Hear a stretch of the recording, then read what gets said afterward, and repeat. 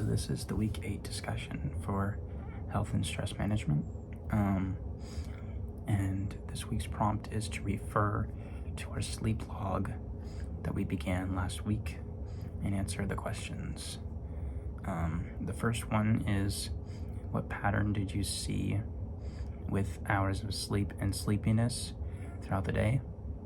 And the patterns I saw with my hours of sleep and sleepiness throughout the day was when I went to bed later in the evening, I'd have a higher quality of sleep, and I would be less sleepy during the day.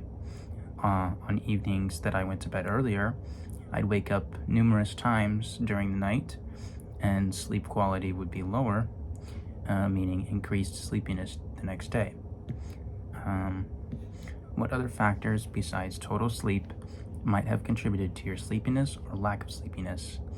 One other factor besides total sleep that might have contributed to my sleepiness or lack of sleepiness is my chronic disease.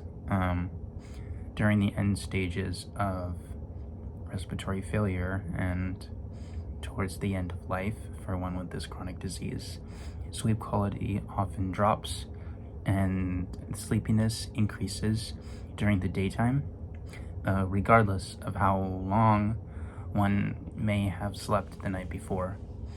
I definitely experienced this on the daily, and honestly haven't gotten a good night's rest since early high school, when my chronic disease was still in its very early stages. What behaviors or practices can you begin to implement to improve your quality of sleep and time? Though it is very hard, I can try not to take a nap during the afternoons when I feel sleepy. And this would give me a better chance at falling asleep and staying asleep all night long, because when I nap in the afternoon, because I'm sleepy all day every day, I end up having really poor sleep quality later in the night. And this ties to one of the consequences of end stage chronic disease, specifically respiratory failure, being constant exhaustion and sleepiness. Reflect on and share about your learning in this course as a whole. Choose a few of the questions below to discuss. What did you find most interesting? What I found most interesting would probably be the Providence Heart Health Quiz and the score we saw. And what were the top 3 things that you learned? I learned how to make workout plans. I learned all about the Mediterranean diet. And I learned about creating meal plans as well. What activities did you enjoy the most? The activities I enjoyed the most were the flexibility tests, as well as the SPPB protocol score sheet. What are you most proud of?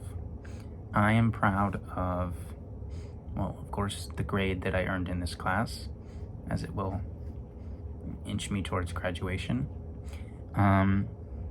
Did you experience any challenges, and what did you do to address them? The challenges in this class were some of the things that I wasn't able to participate in, like the bench pressing during the muscular fitness assessment. And I just simply had to say that I couldn't complete it, and I completed everything else to the best of my ability. And that is my response.